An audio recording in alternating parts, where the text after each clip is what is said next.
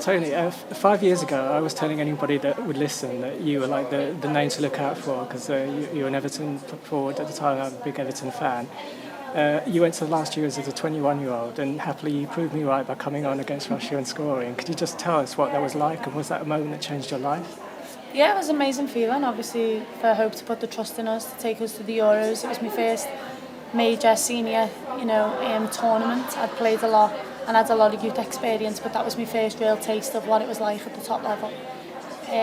So yeah, obviously I was delighted to get on as a substitute, and then when I scored that goal, I think people thought it was offside or there was a foul, but when it was given, I was delighted because it kept the team in the competition. But then I look back and think obviously it was a disappointing tournament, so to have the opportunity to go to another European Championship and hopefully put things right, I'm really excited about it. In contrast, I'll always remember being at the semi-final in Edmonton, and I'll never forget the image of you laying flat out at the final whistle, face on the rubber pellets, crying your eyes out.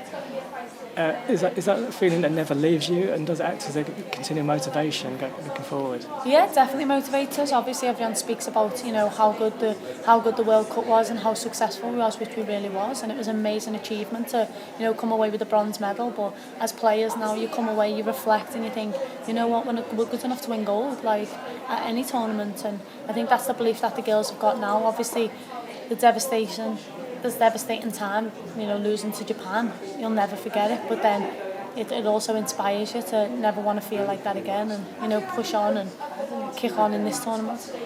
And you obviously had a fantastic World Cup experience, but personally you didn't score. As a centre forward, does that irritate you slightly, or does it make you more determined this summer?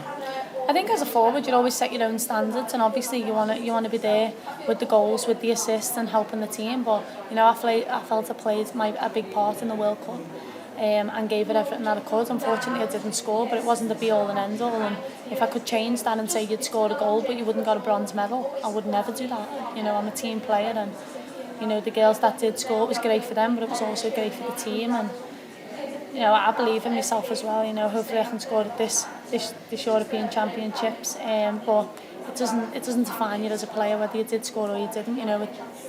On the whole, the team succeeded, and I was part of that, so I'm proud of that. And I have to ask you about the Morris dancing. It was a lot of people's favourite memory from the World Cup. In some ways, are those memories stronger than the actual games? And in times of pressure, high pressure, do those moments help you on the pitch? Obviously, we were together for a long time at any major tournament, so we have memories both on and off the field. So I remember them both. I remember the Japan game clear as day. I remember the Colombia game and the atmosphere clear as day. But then also I remember the atmosphere in the changing room. I remember the good times that the girls had off the pitch.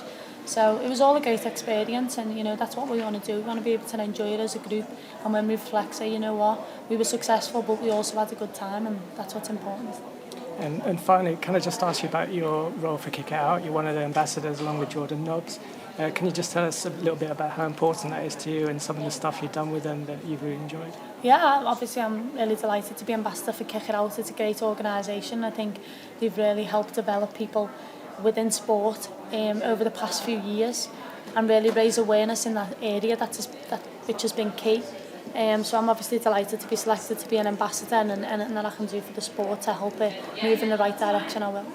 Okay, thank you for your time today. Thank you.